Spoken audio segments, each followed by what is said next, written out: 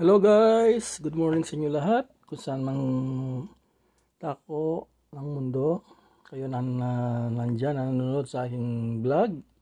Papakita ko sa inyo kung paano gagawa tayo ng chicharon. Ito yung chicharon guys. Napatigas na namin yan. Una yung fresh na, ito yung balat. Alam niyo ito guys, magiging triple. Yan, pag napano mo yan. Tapos magpapakulo ka ng mantika. Ito, pakukulin mo muna yung balat. Tapos para may slice mo. And then,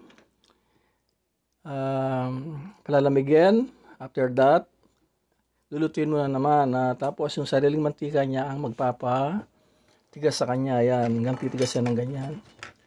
After tumigas yan ng ganyan guys, palalamigin na naman. Lagay mo sa ref or sa labas.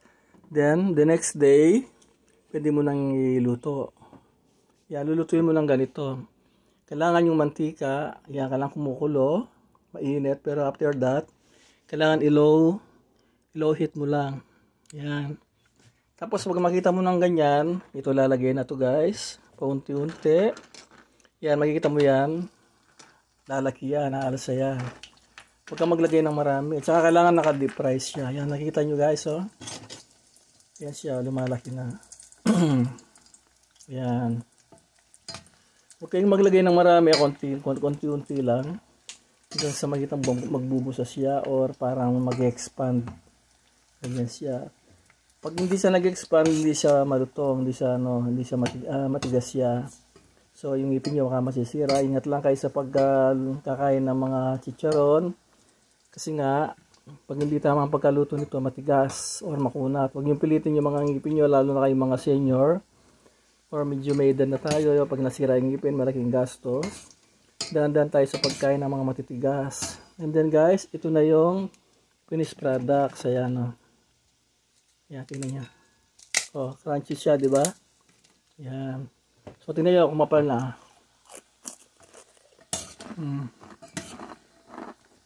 Yan. So, ito na yung naluto natin guys. Napatigas na natin. Ito pa, meron tayong isang plastic. Ayan. Alam nyo, ang dami kong magagawa dito. Alam nyo, binili ko to $4 lang.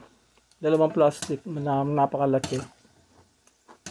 Yung press na balat ng ano. May mabibili dito sa Chinese store. Doon ka makakabili. Tapos, pag pinapakulo mo yung ano, yung balat, kailangan meron ng salt, meron ng spicy, kung ano mong gusto mo. Tapos ito, pag luto na, lalagyan mo rin gusto mong mga lagyan ng chicken or salt, okay lang. Pero ako, dahil bawal sa high blood, ito ganito na lang ginagawa ko. Ako na lang, sasawsaw ko na lang sa suka. Yan. Guys, ito naman yung suka ang ginawa ko. Merong luya. Maglagay ng luya sa vinegar. Ano lang, onion at saka garlic at saka black pepper. Konting salt. Gusto nyo lagyan ng ibang-ibang mga magic sarap, pwede rin. Lagyan ng konting toyo o kaya oyster sauce. Yan, ganyan lang paggawa ng chicharon guys. Sana nagustuhan nyo itong video ko. Sana meron kayong natutunan. Napakadali lang guys. Pwede nyo pag negosyo. Yan, lalo ngayon nagpapasko, okay? Yan, so hanggang dito na lang guys.